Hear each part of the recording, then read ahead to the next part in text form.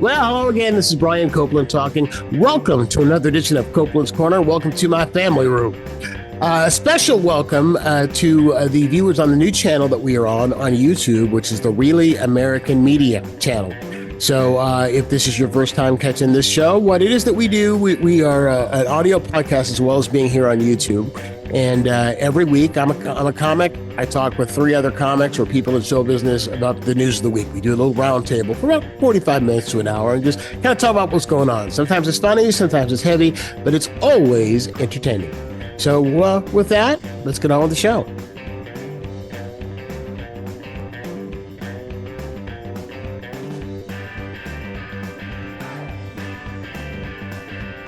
It's the part of the podcast and the YouTube show that we call Headliners on the Headlines.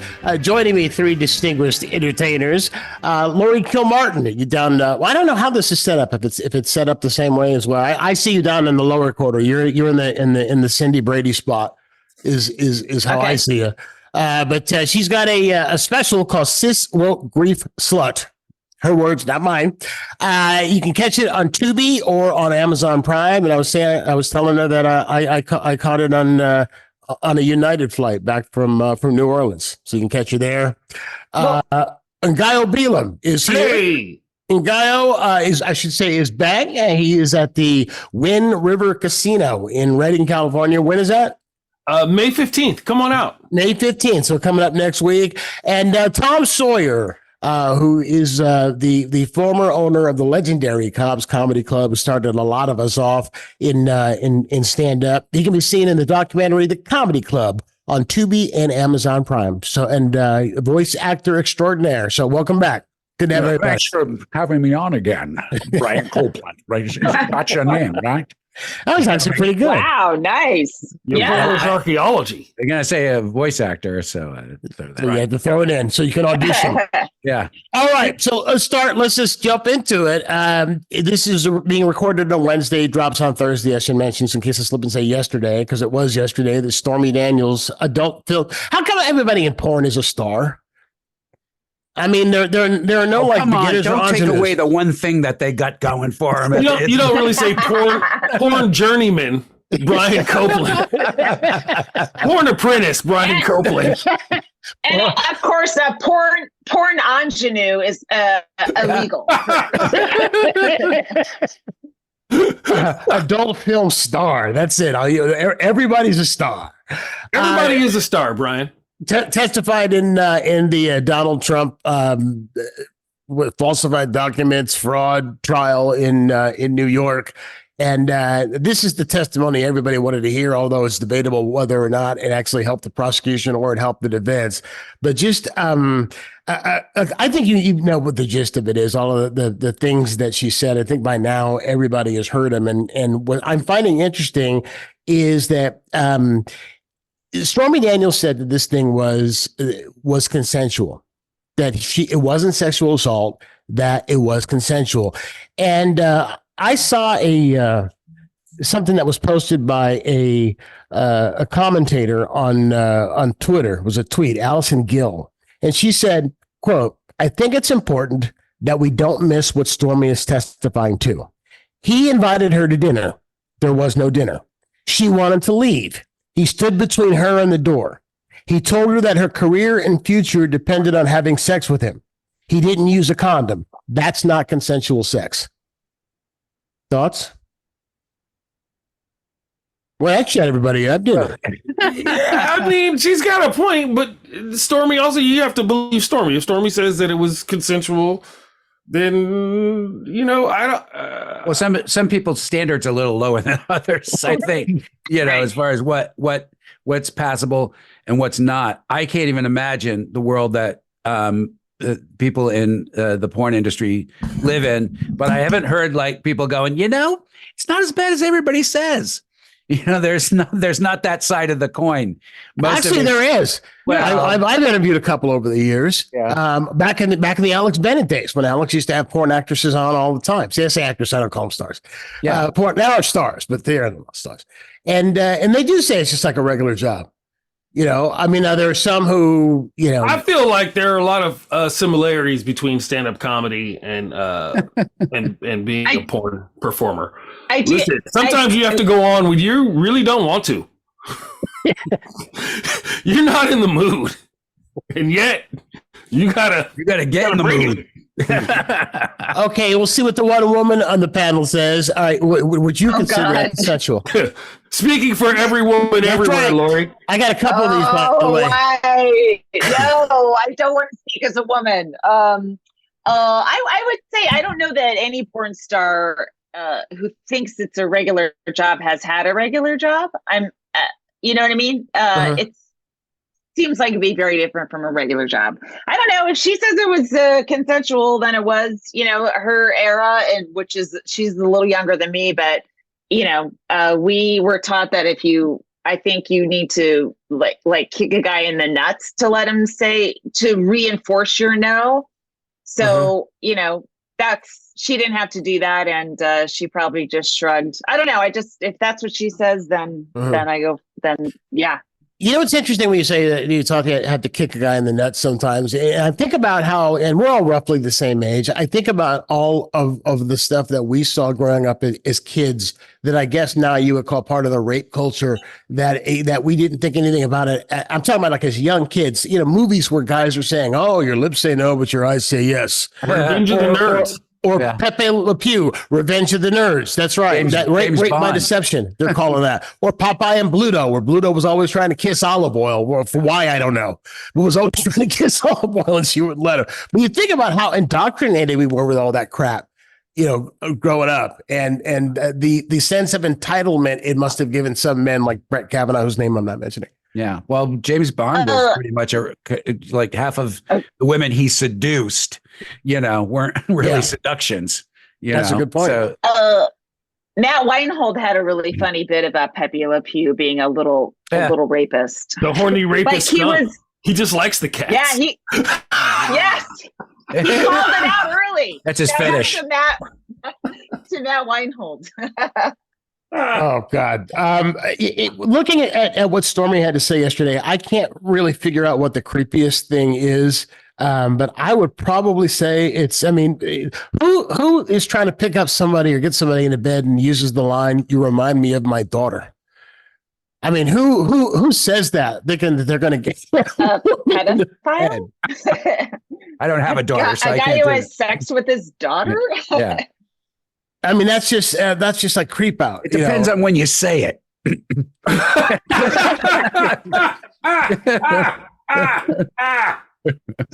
Jesus, Tom. No, God. Well, but then there's the other thing too, is that she said that she blacked out during she stared at the ceiling and she blacked out during the whole thing. And I'm thinking, here's how bad Donald Trump is. Here's a woman who has sex for a living, and having sex with Trump made her black out. Having sex with Trump made her black out. So, and I think she was credible. I don't know how much of it we couldn't see it. I really wish they would have televised this trial. More people would know what's going on with it, but they for whatever reason they're not. I know. Yeah. I just if she had not taken the hush money and said at that time in 2016 when he was so close to not being elected that that was a true thing that happened, and instead of walking it back, would he have been elected? You know, like I feel like back then the evangelicals were still kind of on the bubble, and had she not walked it back, had she not taken that money, maybe we wouldn't have had him as a president. I would say he probably still would have been elected for a variety of factors. One, sexism in America is crazy, and by women, a black guy and then a woman run the country. Well, remember, he won white women. He won the majority of white women, which I totally understand. Don't get me started on that. It really shortened my dating pool after I heard that number. I can only date 45% of white women now. I'm talking about evangelicals, like I mean, the white women are going to do that no matter what. But there's a certain group that would have been one step over the line that the other step wasn't. I don't think so. I wonder if there's a way to figure that out. I don't think so. Newt Gingrich continued to get elected. Yeah, I think it's funny that the most Antichrist. I don't say Antichrist as in Damien and the Omen. I mean Antichrist meaning the opposite of Christ that the guy could possibly be, and yet the evangelicals are all over him. And that's the thing that always blows my mind. I mean, this guy literally is the poster boy for every single 7 deadly sin. He checks every single box. He kind of does. You know, and they love him. Well, I see all these memes of like him walking on the beach with Jesus and stuff. And they're saying that, you know, that everything will be fine. Is that between the two of them? Those are, Jesus is always white. Yes, white and European. Well, he came from Europe. He didn't know that before he went to Bethlehem. He was in Europe. So Trump has inspired some incredibly kitschy art, and in 100 years we'll look back on some of those memes. I mean, I won't, I'll be dead, but they are kind of extraordinary because he's portrayed as having abs and being sexual and handsome and having like lat muscles. Like it's so unlike him. I think they're kind of interesting to look at. It's what they wish he was and pretend he is in their heads. You know, again, that's like Jesus.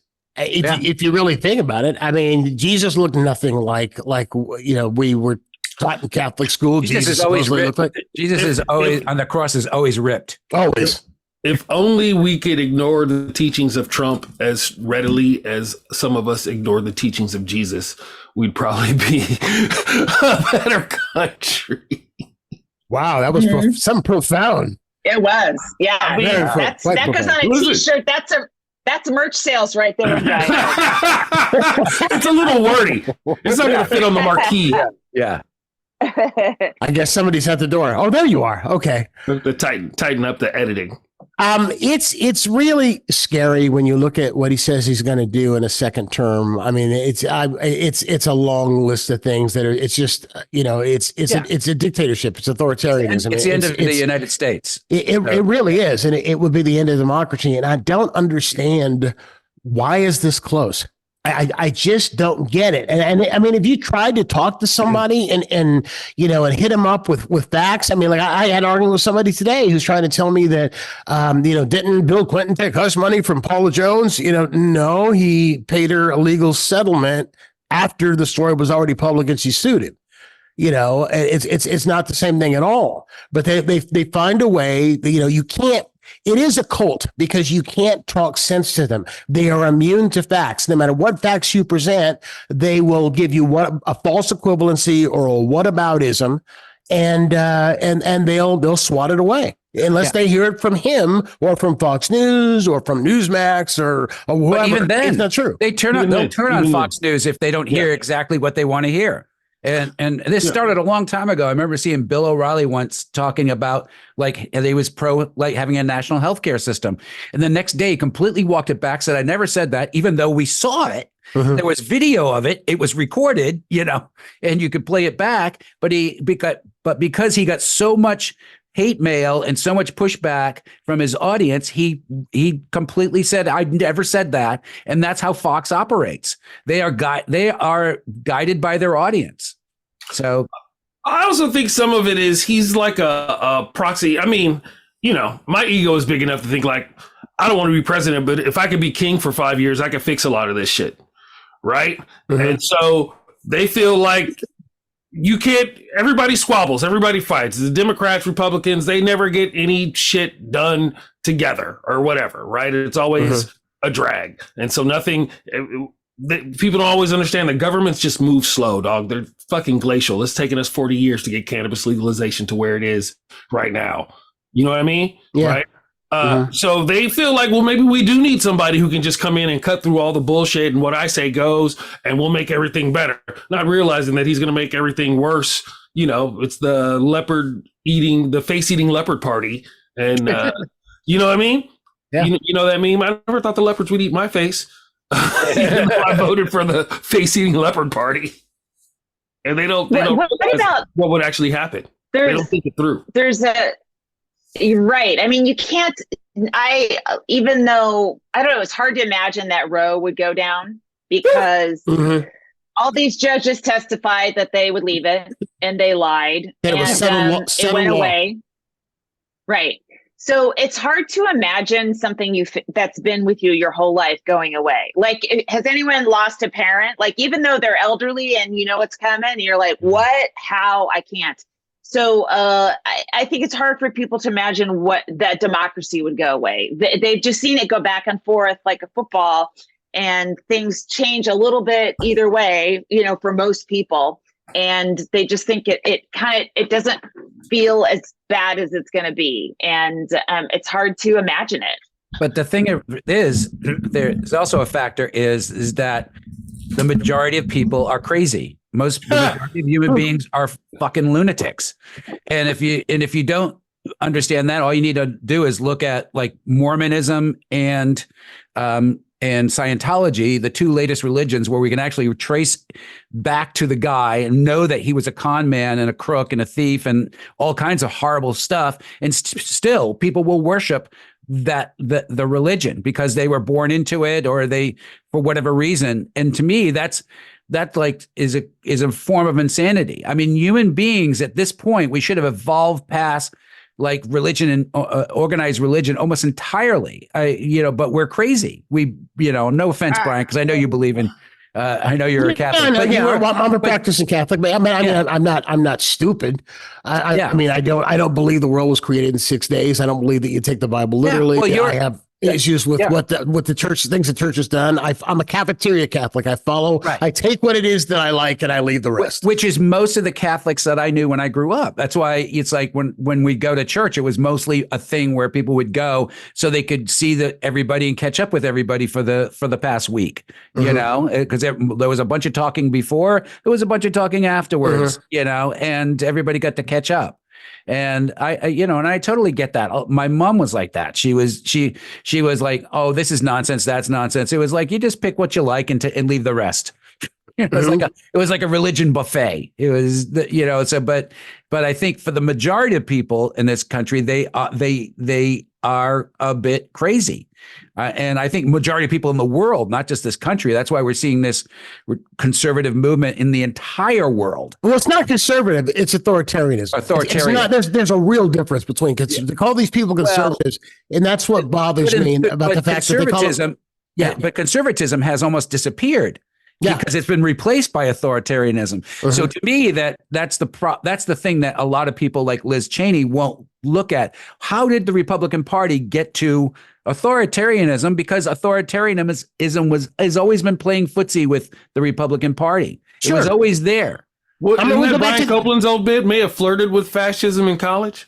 What was the joke? I don't remember the joke. But Newt Gingrich may have flirted with fascism in college. I'm pretty sure he had fascism drunk on the bed in his dorm. That's right. I'm the archive of all ancient comedy knowledge. Actually, well, I want to talk about that for a second. I want to switch gears. Jerry Seinfeld's got this new movie on Netflix that he wrote and directed about Pop-Tarts. And he's getting a lot of press because he is saying that it is the far left has destroyed comedy because of political correctness. That the far left has destroyed comedy, and the right wing loves it. The right wing's applauding him like crazy. And I'm thinking, how has comedy been destroyed? It's a boom right now. Yes, there are things that you can't say. I think about things like when the three of us were coming up. That some of the jokes that we did or jokes that other people did, we all have stuff that we could do then that we can't do now, but comedy's not destroyed. So here's the challenge. Give me one joke that either you did or somebody else did that was funny then, but there's no way in hell you could do it today. And I'll start while you're thinking. I'll start, and it's not mine. I'm not doing that. Are you for real? It's a trap. No. Oh, I see your plan. You've already been diced once. Yeah. The one that I'm trying to get something to go viral. The one that I think about, and again, I understand why you can't do it. I don't want a guy whose junk I've seen covered in peanut butter. It's an old Laurie Kilmartin thing. That you could do today. You could do that joke today in Dayton at the Funny Bone. All right, so yeah, you should bring that joke back. I will Venmo you $10 if you tell that joke tonight. If I get a copy, you tell that joke tonight. Well, what about there was one that Mike Ferrucci used to do. Mike Ferrucci is a very, very funny comic and writer. He writes for all of the Comedy Central roasts he writes for. And that was the joke about who's got the hardest job in the world. The sketch artist for the Hong Kong Police Department. Jesus Christ. Now that's, yes, because it's racist and everything else, and it's offensive, and you can't say that today. Oh, he just disappeared. Oh, there she is. I know. See, laughing at it. Listen. Yeah. It's funny that well, he I don't do picked, stand-up, like, Hong Kong, like. I don't know. But It's weird. my Bobby joke- Slayton still gets work. That's all I'm saying. Yeah. So the issue with Seinfeld was that he was playing colleges, a lot of college gigs, and he was getting hissed and booed for stuff that he was doing. Sure. But it's like, I mean, he was always the most benign comic around. I mean, he and like Paul Reiser, that was a joke. Remember the joke, the difference between Paul Reiser and Jerry Seinfeld? Who are these people? And who are these people? Yeah. That's funny. So, I don't. First of all, Jerry Seinfeld doesn't get booed by his audience. If he does a concert somewhere, he's not getting booed by his audience. True. If Right. he goes to a college where it's not his audience, it's the school buys a bunch of tickets, they give it to the students. The students go, "Oh, I hear he's famous. He had that show," and they go, "Ooh," they're not fans. So it's the same thing with the chat rooms in whatever podcast or whatever thing you're doing, where there's a bunch of people saying horrible things about you, because that's where chat rooms do. That's what they do, and that's why I don't look. If you're doing something like this, don't look in the chat room. It's a place of horror. Uh-huh. So For you. yeah. So I think that for the most part, it's kind of crybaby-ish. Jerry Seinfeld's being a crybaby along with a lot of over 50 comedians who can't say the stupid joke, insensitive joke that they could sell. The homophobic joke that they used to tell or whatever. Denny Johnson can't do Sergeant Savage anymore. Oh my God, the world has changed. Johnson, we are so inside baseball right now. We have Matt Reinhold, Denny Johnson, Mike Ferrucci. It's fucking Comedy Day at the Park in 1996. What's going on? That's where these jokes go to die along with these comics who don't change. To me, it's like, that's just the bar being moved. It's always been like that. I mean, You can't do the same act from 1965 to today. There's no way. You listen to comedy albums back then. It's not like they were offensive. It's just we've been there. We've done that. We've moved on. It's the same thing with offensive humor. It's not offensive anymore. It's just annoying. You're not thinking. You're not challenging yourself. You're stuck. So we have to all be punished for you being stuck and hear you moan and whine about everybody's being so sensitive when you just won't grow up and you won't expand your horizons. Get off of it. It's boring. I'm curious. Back in the day, did you ever book Seinfeld at Cobb's? I booked him in the 80s or the 70s or 80s when he was still playing clubs every once in a while. the Chestnut Street? He played Chestnut Street like 3 times. Wow. Yeah, if you go to my website, Tom Sawyer Voices, and go to the Cobb's page, there's a photo of him on the stage there. So Nice. yeah. Oh, that's cool. I'm sure Yeah, he killed buddies. that. I also think people that successful, they start playing to just their audience, and so they stop changing. Like if you aren't if you're at my level, I still do spots everywhere. I'll do any little weird gig, when I'm home, and I'm up in front of people that are in a parking lot watching comedy, or they're at a record store. So they're younger. They and so you kind of learn, this joke isn't going to work here. Either I change it or I, you know what I mean? Like you need to get in front of different audiences. And if you're a billionaire comic and you're charging $200 a ticket, you're going to your audience is going to be just like you, maybe a little less wealthy, but you're not performing in front of people that got in free or have $4 tickets or something, And so you when you are pushed in front of them, they're not going to like you because you've had 10 years of just performing to your bubble. You know, so I don't it's think harder to good tell for because comics you to have be- a bubble too, right? So when you go up in front of your bubble, almost everything you say is hilarious. You're a fucking comedy genius. And Right. Well, but there's the other thing Yeah. too, and that it's is hard the for you to tell gravitas. sometimes. That I feel is- like Jerry Seinfeld should go on a triple run for 6 months or for 2 weeks and come That's back. inside baseball. What the A deal is CW that Kindle run if there's you're a from certain amount of gravitas that you get when you're famous.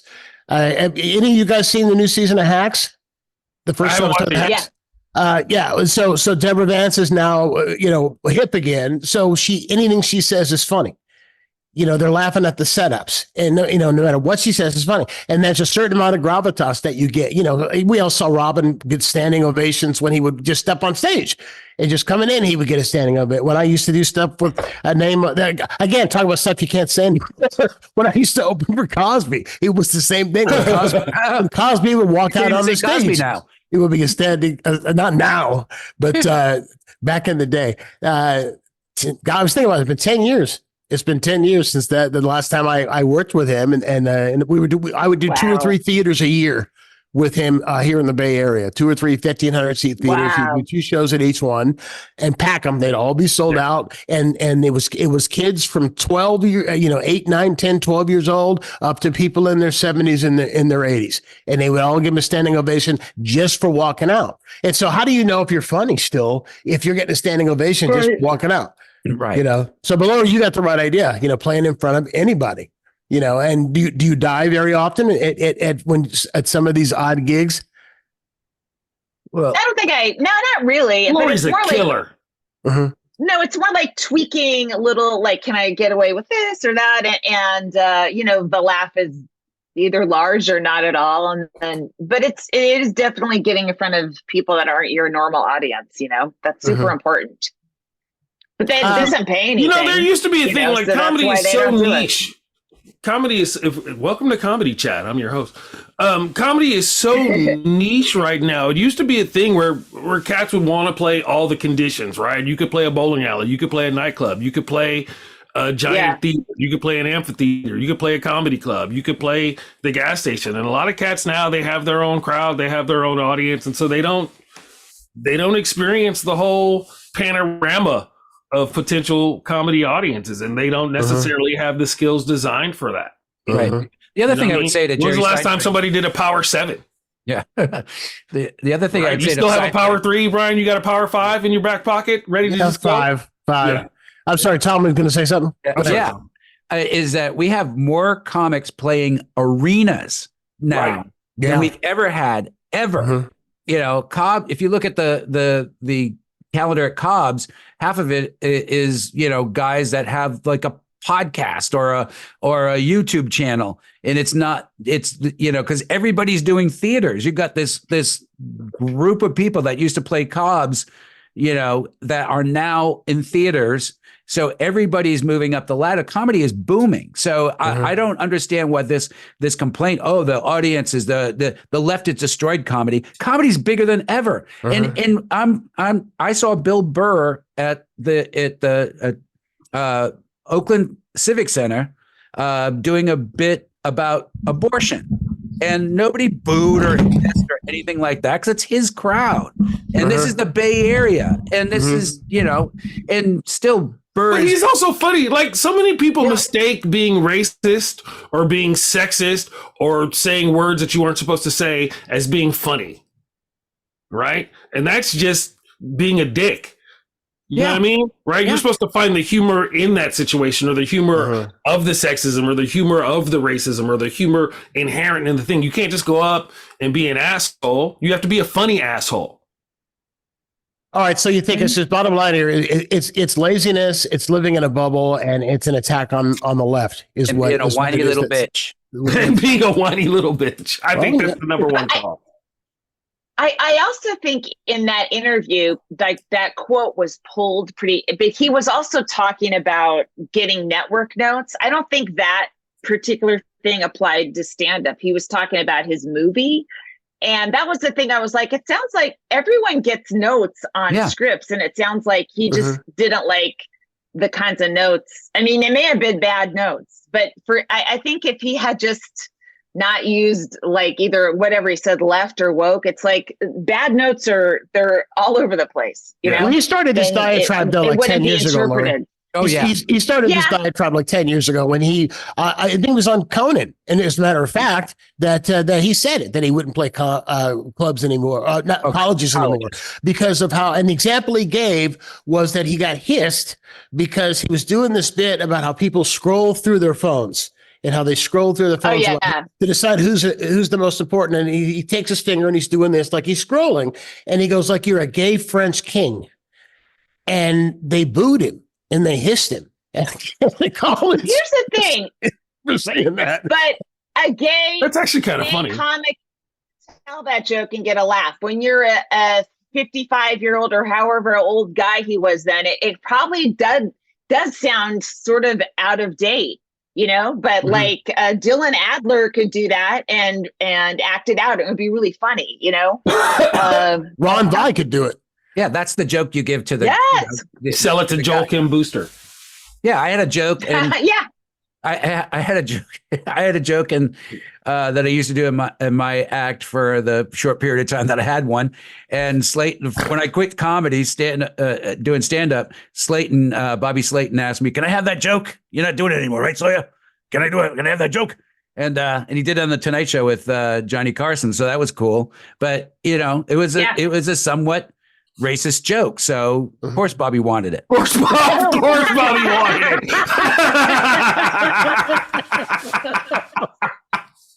Hey, so I can put a little more racism on that joke. No problem. Shifting gears, Laurie, I'm going to put you in the woman position again, and I'm only doing this because it's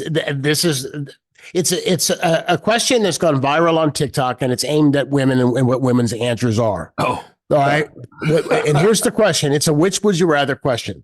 Given a choice, would you rather be alone in the woods with a man or a bear?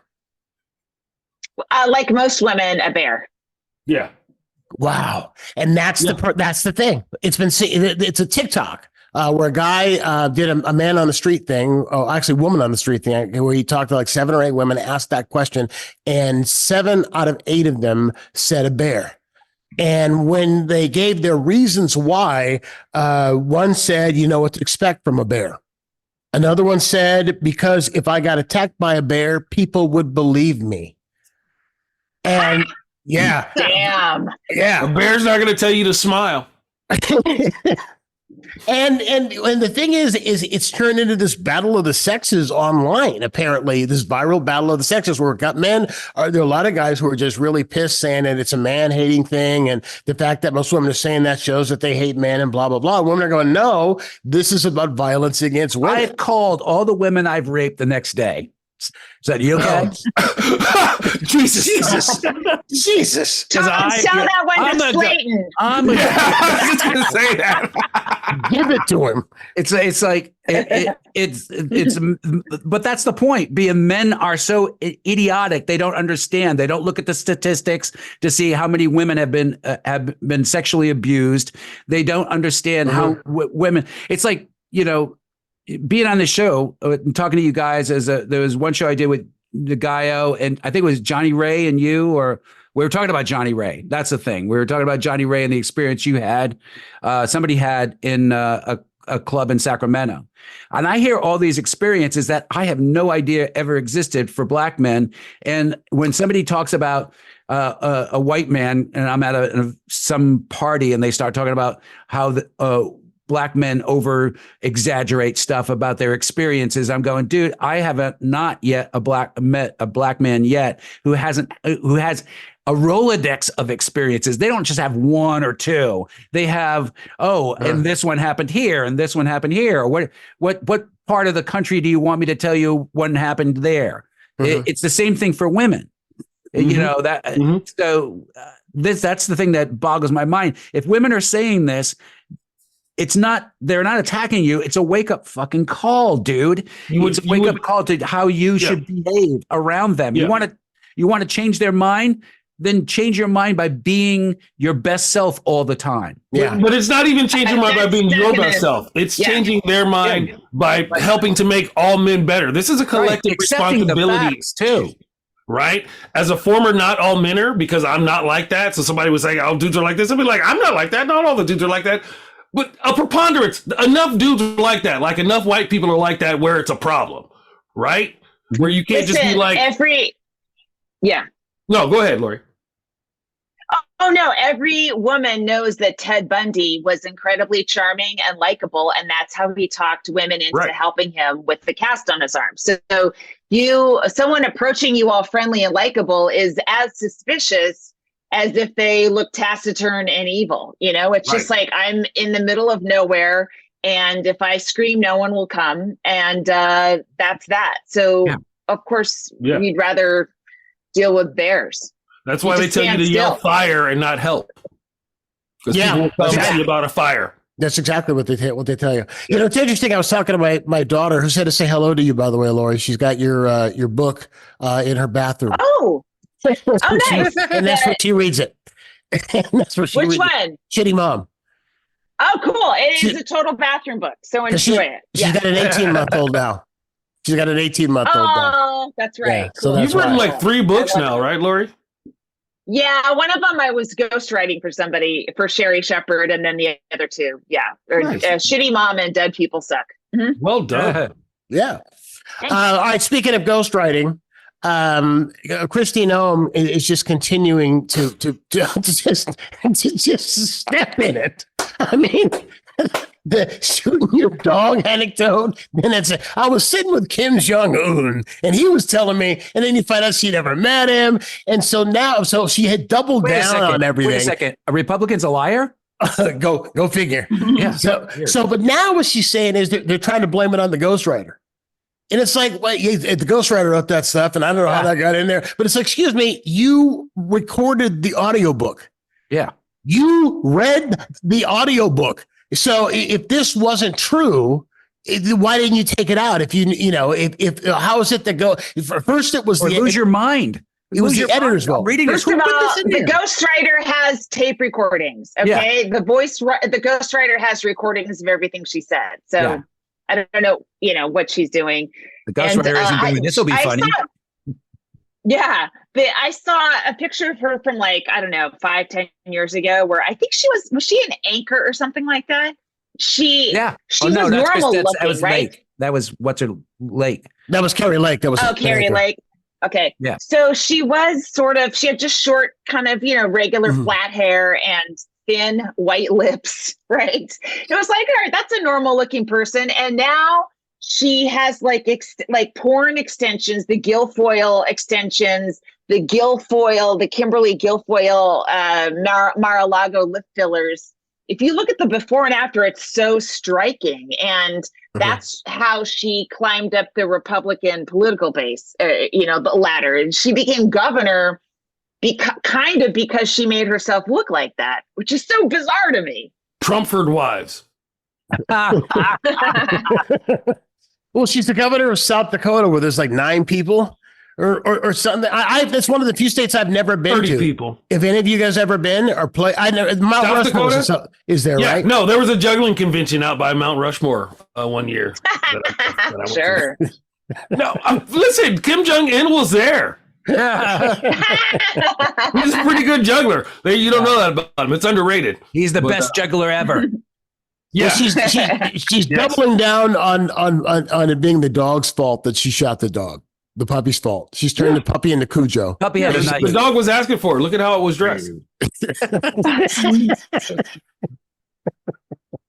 The dog would rather meet a bear than Christine.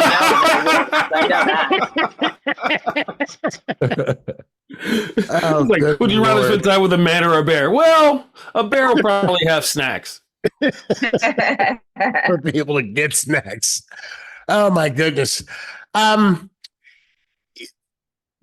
Arizona just got rid of they got rid of it, but I'm going to say barely. It's not going to take effect for another how right? long? Yeah, the 90 days. 1864 back when the abortion law was written. It was basically slavery was still legal in this country at the time, but abortion wasn't. Abortion in Arizona wasn't at the time. Slavery was, but abortion wasn't. As I mentioned earlier, Trump won the majority of white women back in 2016. Most white women voted for Trump, which again, I just don't understand. And I regret my vote, and I have told a lot of people I'm sorry. That's big. How big a part do you think abortion is going to that abortion and the overturning of Roe is going to play in this election? Do you see women mobilizing and who might not be voting otherwise, who are definitely going to make sure they vote? This is the guy that took away choice. There's no two ways about it. Literally, this is the guy who literally took away choice and set women back 50 years in this country. Well, that's the secret sauce to me. Yeah. Yeah, and I think it's actually going to get a lot of Republicans to vote for him. A lot of your George Conway Republicans that have a daughter or whatever the fuck, and they want abortion to be legal but rare, all that bullshit. It'll get them. I don't know if it's going to get enough people to offset all the people that aren't going to vote for him or anyone at all because of Gaza, Now you say you're playing a bunch of different crowds, so you're playing in front of a lot of young people too, and that's the thing that I'm hearing. My daughter, who I mentioned earlier, is a managing editor for Prism, which is a news organization that. Can I say that your kids are crazy impressive, Brian? Yes, they are. Damn. Let me finish. Done. Let me finish my plug for my kid. And what Prism does is it covers news from the perspective of underrepresented groups, women, people of color, the incarcerated, and so forth. And she says that kids, college kids and young people who are having this will be their first election, they're not voting for Biden because of Gaza. A lot of them are going to say they're going to vote for Trump, which I don't understand. And then there are others who are going to vote for Kennedy, which I don't understand more. Or not vote at all, or do a write-in. I could see a lot of them not voting for anybody, doing a write-in or something. Definitely not Biden. It's only the irony, of course. Worrisome in the border states. Yeah, the bubble states. It's always been a big problem with people on the left is they don't see the big picture. And the problem is, of course, all these things that you talk that they're against. You really think that that Trump's going to take care of Gaza? He's going to take care of Palestinians? Are you fucking nuts? Are you out of your mind? Not only that, but there'll be a national abortion ban. There won't be. Contraception is going next. There'll be a ban on all contraception. Gen Z doesn't have sex like we used to, though. So yeah. Those guys.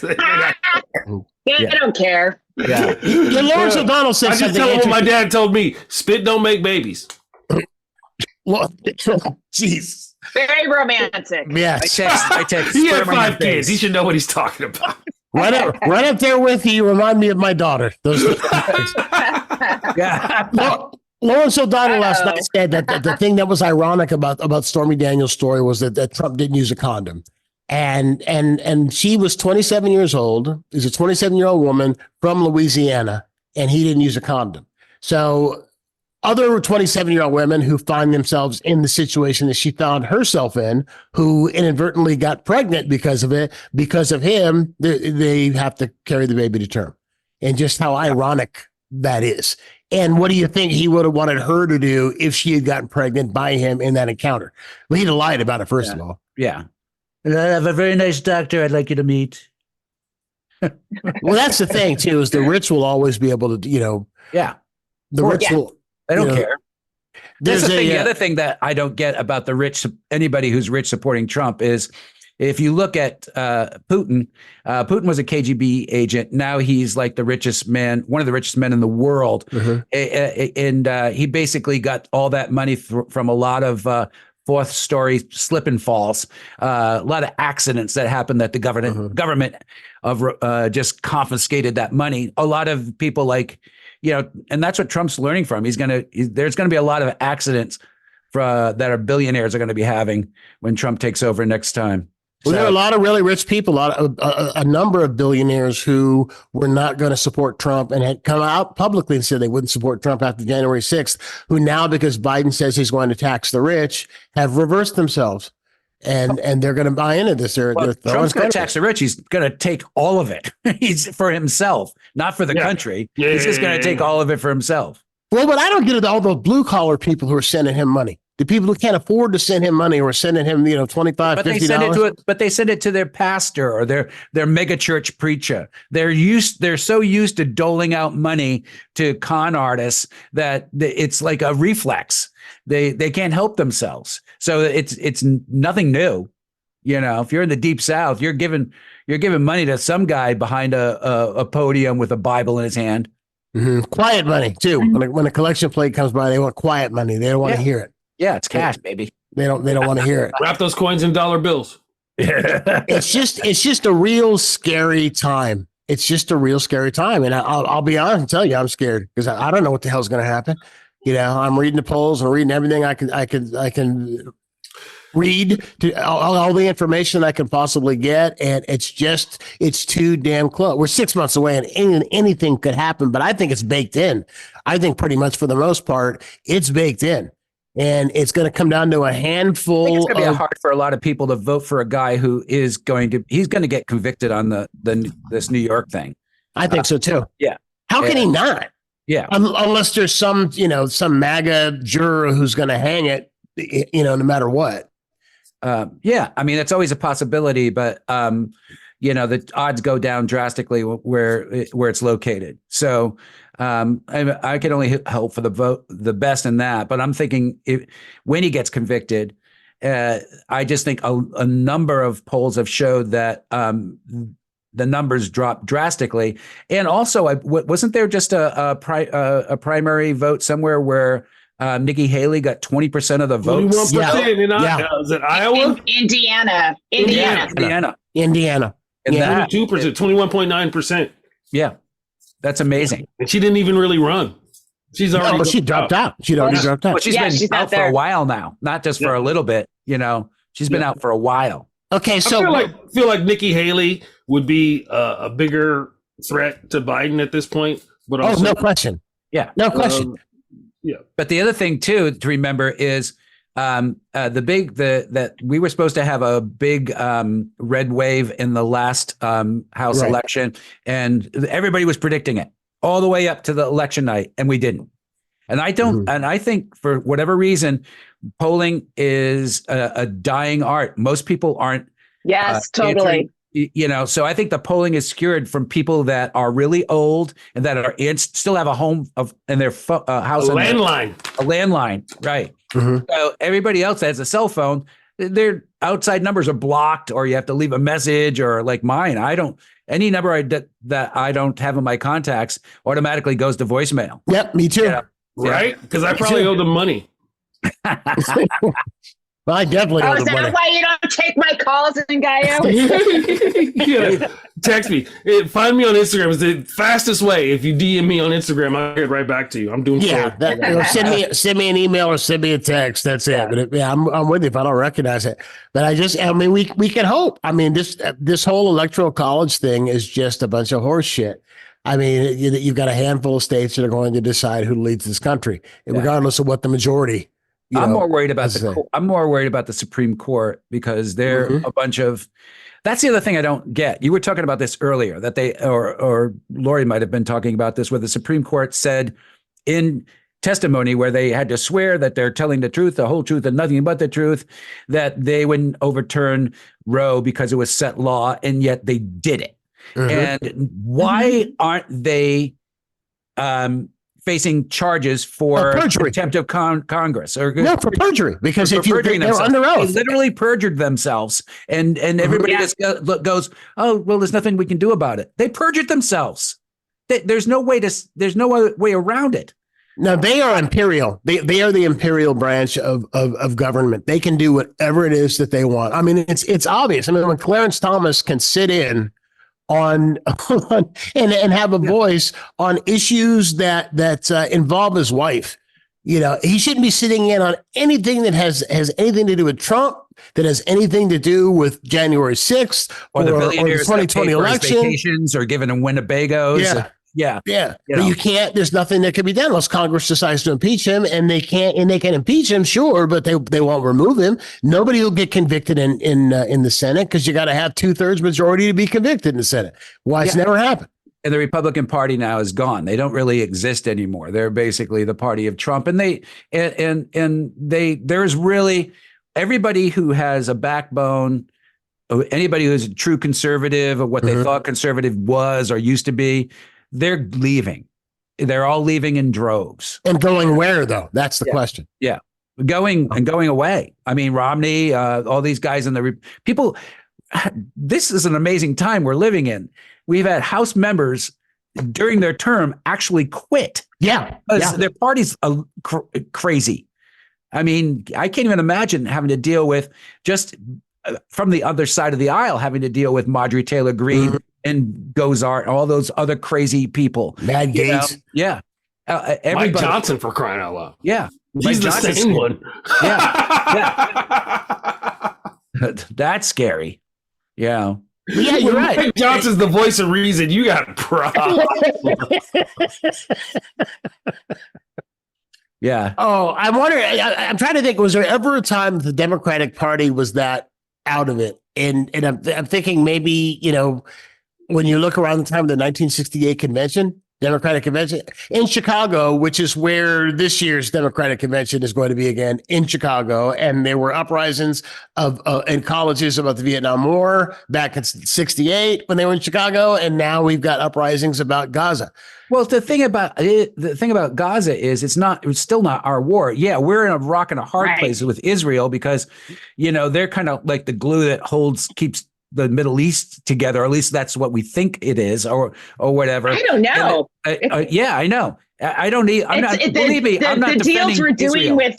Yeah, no, the deals we're doing with Saudi Arabia, who supplied almost all the 9/11 tax. I'm like, what? Yeah, I know.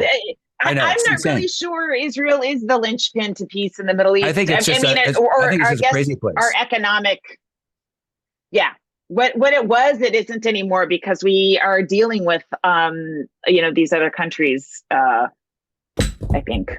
Yeah. Well, I will tell you. I read a thing this morning that there are a number of judges, federal judges, who were appointed by Trump. I think it's like 13, who have said that because of the uprisings at Columbia University. The uprisings in regard to Gaza at Columbia University, they will not hire anyone from Columbia University or from Columbia University Law School. They will not hire them as clerks. They will not hire them. There was a complete boycott. If you graduated in 2024 or later, who would want to work for those guys anyway? Oh, there are quite a few Ivy League people. A protester for Palestinian freedom and against the apartheid of the Zionist state, why would you want to work for that person? And the other thing to remember too is a lot of these judges aren't young bucks. You know, they'll be dead or out of office in 10 or 15 years. So it's one of those threats that in a moment, it's the in the moment threat. You know, I mean, I've seen so many of these in my lifetime. You know, people who have made these ridiculous threats that we forget about the next week because a new threat has come in. And I don't even care about those. They bore me. Remember when Republicans in the House were mad at France, and so they Freedom Prize. Freedom Prize. It's a trivia question. Oh, well, that is it. We are out of time. So I'm going to let you guys. By my watch, we have 5 more minutes. Nope, we are out of time. I want to give you guys a chance to plug your stuff. Laurie, so again, you got your special. Where are you playing? You're all over the place. I'm at the Dayton Funny Bone this weekend. I'll be at Helium in Portland. I'll be at the Vermont Comedy Club in Burlington, Vermont. I'll be at the Laughing Tap in Milwaukee. I'll be at the Floodwater Comedy Festival in Iowa City and in Manteca at the Deaf Puppy in July. Hey! So there's lots of dates coming up. And you're doing you and Ngaio both are doing my the show, the outdoor festival show that I'm producing in the Comedy in the Plaza. Of course. Yeah. What day is that again? July 20th. Okay, I better July write that 20th down. in San Leandro, California. Outdoors. Comedy in the Plaza, July 20th. Yeah, we had 700 people last year. Hey. It went from 100. Last year was. Go ahead. Oh, no. And Ngaio, it's like 420, but 720. So thank you. I think Thank you for helping me with that. I appreciate that. It's always 420 around me. Okay, Ngaio, where else could people see you? You can see me wandering the streets of Sacramento and various environs.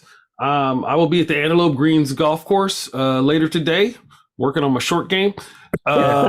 May 15th, Wind River Casino. May 28th in Modesto. I don't know. Follow me on the social media, NGAIO420 on all the things. I post shit haphazardly and randomly. Support my Patreon. I promise to put content. I'm generating content these days on it, and we can do some things. Laurie, have you got a website? You have a website people can go and find this? Laurie Kilmartin.com. KILMARTIN. LAURIE. Yeah, I mean, you could just use my last name. Oh, okay. Okay. And Tom, anything you want to plug? Yeah, just the website, TomSawyerVoices.com. If you want to hear my voice work or see there's a link right to the documentary, The Comedy Club on Tubi. And also a lot of great photos from all my years at Cobb's Comedy Club, including that black and white of Jerry Seinfeld and Joe Rogan naked from the waist up. And yeah. And I also wanted to plug that I'm going to be in the woods with Laurie, and unless I'm replaced, thanks. Laurie. I didn't know you were a bear, Tom. I always thought you were a straight dude. I have a bear outfit. You're not even that chubby. You're more of a cub. Bear. All right. Tom Sawyer, Laurie Kilmartin Ngaio Bealum. Thanks for being with us. Always a pleasure to have you. Thanks Always a pleasure. I appreciate it, you guys. And that is going to do it. That's going to do it for us. As Ngaio sparks up, I want to mention until after work. I just want to mention two quick things. My novel, my first novel, is out. It's a crime novel. It is called Outraged, and it is available at a bookstore near you, as well as Target and Walmart. Cool. Are carrying it. Yeah, and nice. It's in like 6 languages or something too, which is holy shit. Who's your publisher? None of them are English. Kensington is the distributor on this, which is like one of the biggest in the world. And my publisher is a small little brand new publisher called Black Odyssey Media, and they're doing this in partnership. And this is the first book in a crime series, and the second book, they've already bought the second book, and it's done, and I've got the cover and everything, and it comes out in April of next year. So they want me to work on the third one, so I'm working on the third one. So I love it. That's awesome. So you got to pick it up, or if you don't pick it up, I'll give you a copy. I'll save a copy for you when you come. When you come July 20th. Bring it to 720. Yeah. And also, that is much easier to memorize, Laurie. Thank you. Thank you so much. Also, the very first solo show that I did, Not a Genuine Black Man, which went off Broadway. It was the longest running solo show in Bay Area theater history. It's the 20th anniversary. So I brought it back to do a handful of shows for the 1000th performance and 20th anniversary. And, people came. So we've extended it, and I'm going to run a little bit longer through the end of June, and that's at the Marsh in San Francisco. And it's the next show will be May 18th. I'm just going to do some Saturdays. Also on June 15th, I will be in the South Bay in San Jose with that show. It's City Lights Theater. So if you like what it is that you saw here, you can support this show in a number of different ways. If you're listening to us, whatever platform you're using, go and give us a 5-star review. It helps people to find the show. Give us a like if you are checking us out on Really American Media for the first time, or if you are just on our YouTube channel. Let us know what it is you're thinking. So I'll check you out next week. Till then, be kind to your neighbor. He knows where you live.